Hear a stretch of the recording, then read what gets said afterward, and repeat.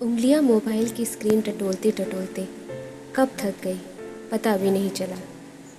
देखते देखते अचानक आंखें बोझिल होने लगी और धीरे धीरे मेरी सांसें जैसे कदमों की आहट के साथ एक अंधेरी दुनिया से होती हुई किसी अनजान डगर की ओर चलने लगी।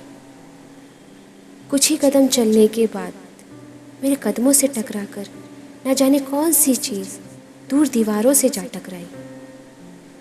पास जाकर देखने की कोशिश की पर अंधेरा इतना गहरा था कि कुछ दिखा ही नहीं।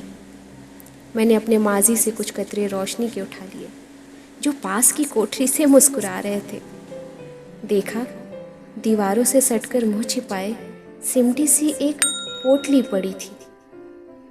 थोड़ी धूल जमी थी पर सांसें अभी चल रही थी।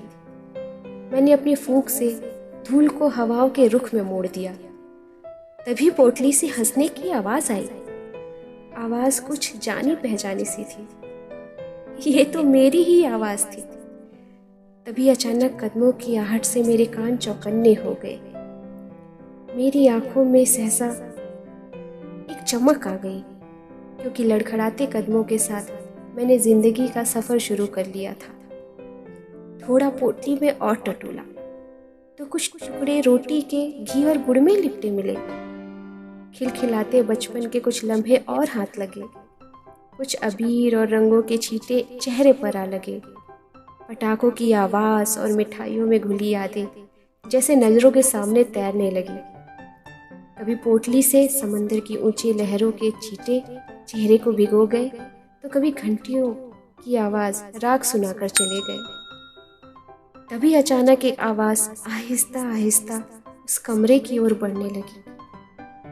मैं आवाज की ओर धीरे धीरे बढ़ने लगी। आवाज और तेज होने लगी। झटके से मेरी आंख खुल गई। मेरा मोबाइल बज रहा था। मुझे एहसास हुआ मैं किसी और ही दुनिया में घूम रही थी। मैं अतीत के समंदर से बाहर आ गई थी पर अभी भी मुझे बाहर नहीं आना था।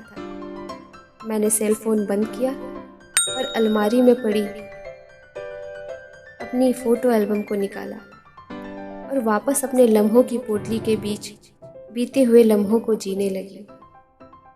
क्या आपके पास भी है मेरी तरह लम्हों की पोटली?